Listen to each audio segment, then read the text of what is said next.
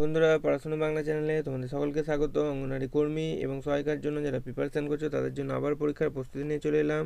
তো আমাদের এখানে সাধারণ জ্ঞানের মক টেস্ট চলছে। আমাদের এটা 40 নম্বর মক টেস্ট। দেখো, এর আগে কিন্তু আমরা 39খানা মক টেস্ট করিয়ে দিয়েছি। যারা আগের মক টেস্টগুলো দাওনি বা দেখোনি তারা অবশ্যই কিন্তু মক টেস্টের আকারে দাও। তোমরা সকলেই জানো যে সাধারণ জ্ঞান এই টপিকটা থেকে তোমাদের কর্মী এবং সহায়িকা ICDS এর পরীক্ষায় 20 নম্বর কিন্তু আসে। তো নাম্বারটা মোটেও কম নয়। ভালো করে তোমাদের প্রিপারেশান করতে হবে সাধারণ জ্ঞান টপিকটা নিয়ে। তোমাদের কর্মী এবং সহায়িকা দুটো পরীক্ষার ক্ষেত্রে সিলেবাস সেম। তো নতুন করে বলার কিছু নেই, প্রত্যেকটা ক্লাসে আমি একই কথা বলি, আজকেও বললাম। তো তোমাদের জন্য দেখো দুটো স্টাডি মেটেরিয়ালস ইতিমধ্যে অ্যাভেলেবেল রয়েছে। তোমাদের জনস্বাস্থ্য, পুষ্টি এবং নারীর অবস্থান, এটা একটা ইম্পর্টেন্ট টপিক। তো এই টপিকটার উপর এই বইটা যেটা দেখতে পাচ্ছ, এবং আমাদের যে সাধারণ জ্ঞানের মক টেস্টের যে কোশ্চেনগুলো করা আছে সেটা এই বইটা থেকে, জিকে মাস্টার বুকটা থেকে। এখানে 3000+ কোশ্চেন কিন্তু রয়েছে। তো যারা এই বই দুটো কিনতে চাইছো বা পারচেস করতে চাইছো তারা নিচের দেওয়া এই হোয়াটসঅ্যাপ নাম্বারে যোগাযোগ করতে পারো। কেউ কল করবে না, তোমরা মেসেজ করে রাখবে। কীভাবে যোগাযোগ কিনতে হবে আমি ডিটেলসে তোমাদের বলে দেবো। তো চলো, আজকে সময় নষ্ট না করে আমরা আজকেও 25খানা করে কোশ্চেন প্রতিদিন যেমন করি আজকেও দেখে নেবো এক এক করে। প্রথম কোশ্চেন আজকে আমাদের 40 নম্বর মক টেস্টে। দেখো, প্রথম কোশ্চেন কী রয়েছে, অক্টোবর এবং নভেম্বর মাসে ভারী বৃষ্টিপাত হয় কোন অঞ্চলে? গারো, খাসি ও জয়ন্তিয়া পাহাড়, ছোটনাগপুর মালভূমিতে, করমণ্ডল উপকূল, নাকি মালওয়া মালভূমিতে? তো সঠিক উত্তর কী হবে? অক্টোবর এবং নভেম্বর মাসে ভারী বৃষ্টিপাত হয় করমণ্ডল উপকূলে। অপশান সি হয়ে যাবে আমাদের সঠিক উত্তর। পরবর্তী প্রশ্ন, কোন বিজ্ঞানী তেজস্ক্রিয় উপাদান রেডিয়াম আবিষ্কার করেছিলেন? দেখো, তাহলে আবিষ্কারক এবং কে কী আবিষ্কার করেছিলেন, এটা কিন্তু ইম্পর্টেন্ট একটা টপিক। এখান থেকে কোশ্চেন আসতে পারে। তো যেগুলো করাচ্ছি সে ক্লাসে সেগুলোই পড়ে যাবে। প্রচুর কোশ্চেন করানো হবে। কে কী আবিষ্কার করেছে আগেও কয়েকটা কোশ্চেন করিয়েছি।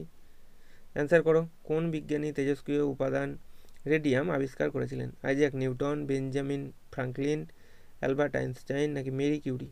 বা মেরি কুরি অনেক জায়গায় থাকে। তো সঠিক উত্তর হয়ে যাবে আমাদের মেরি কিউরি বা মেরি কুরি, অনেক জায়গায় পাবে, তোমরা নামটা মনে রাখবে। রেডিয়াম আবিষ্কার করেছিলেন, অপশান ডি হয়ে যাবে সঠিক উত্তর।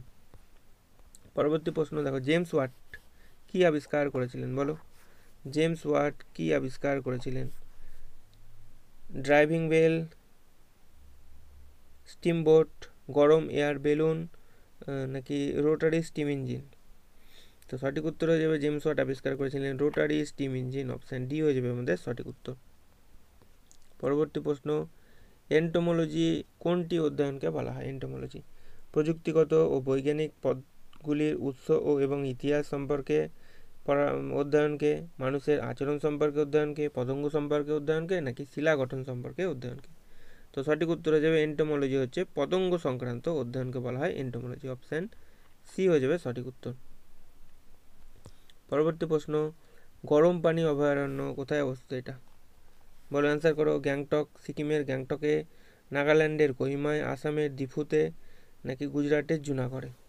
কোথায় গরম পানি অভয়ারণ্যটি অবস্থিত? সঠিক উত্তর হয়ে যাবে আসামের দিফুতে। অপশান সি হয়ে যাবে আমাদের সঠিক উত্তর।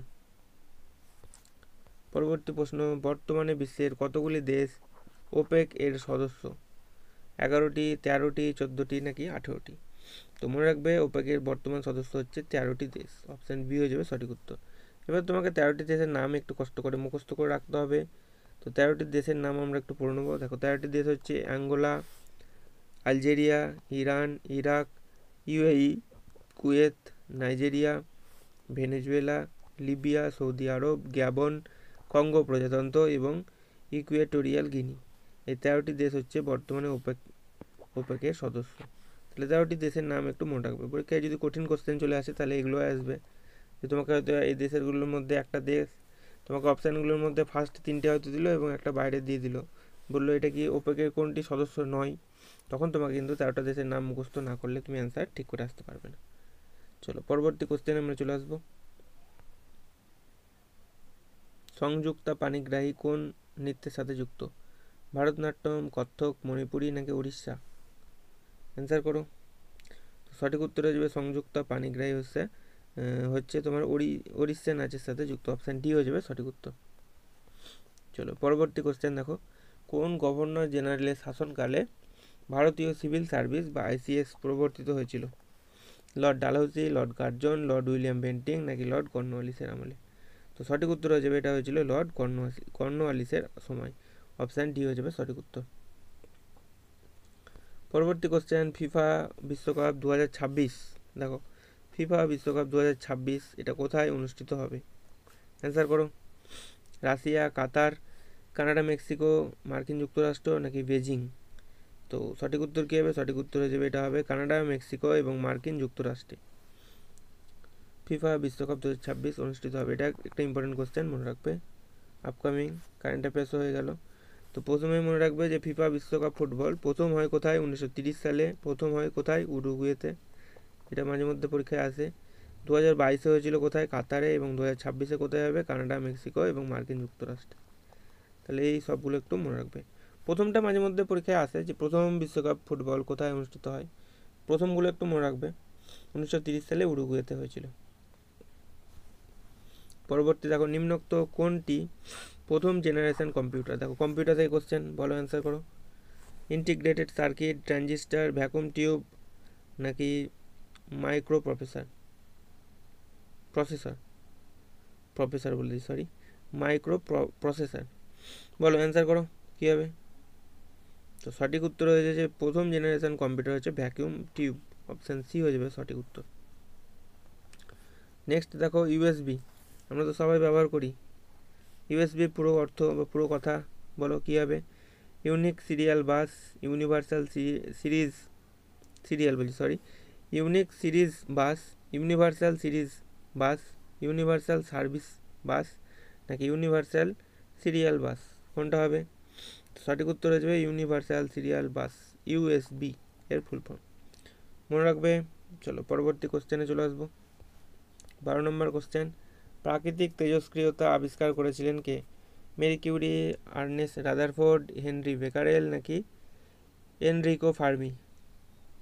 তো সঠিক উত্তর হয়ে যাবে এটা আবিষ্কার করেছিলেন হেনরি বেকারেল। অপশান সি হয়ে যাবে সঠিক উত্তর।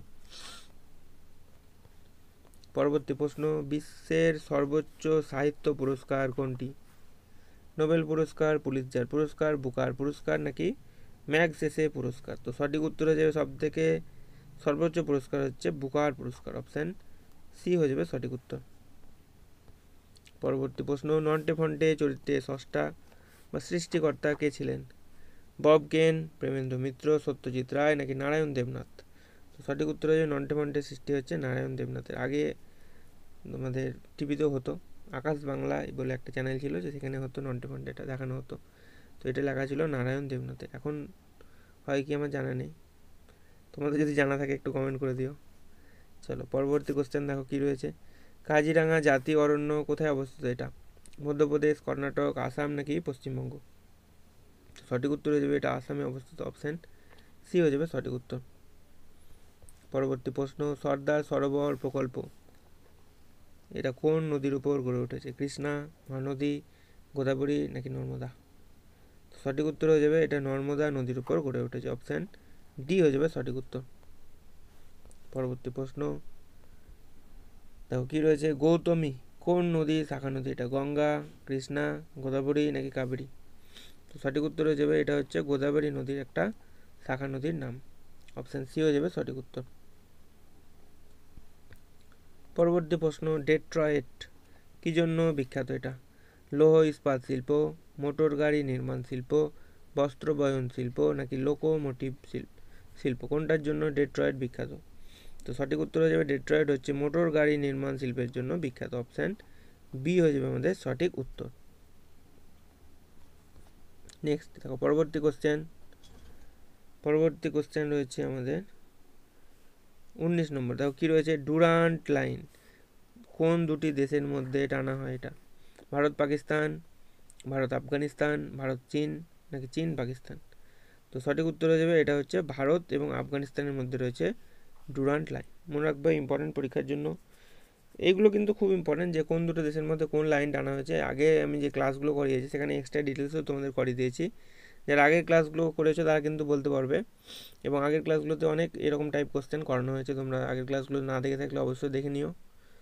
চলো পরবর্তী কোশ্চেনে আমরা চলে আসছি। আন্নামালাই কি জাতীয় পর্বত? এটা ক্ষয়জাত পর্বত, স্তূপ পর্বত, আগ্নেয় পর্বত নাকি ভঙ্গিল পর্বত?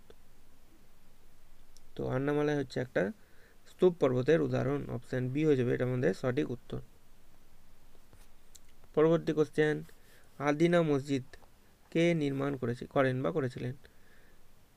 সিকান্দার শাহ, বেবাদল খাঁ, ঈসা খাঁ নাকি শাহজাহান? তো সঠিক উত্তর হয়ে যাবে আদিনা মসজিদ নির্মাণ করেছিলেন সিকান্দার শাহ। অপশান এ হয়ে যাবে সঠিক উত্তর। পরবর্তী প্রশ্ন, টাইফয়েড দ্বারা মানব শরীরের কোন অংশ আক্রান্ত হয়? যকৃৎ, ক্ষুদ্রান্ত, বৃক্ক নাকি চর্ম বা চামড়া?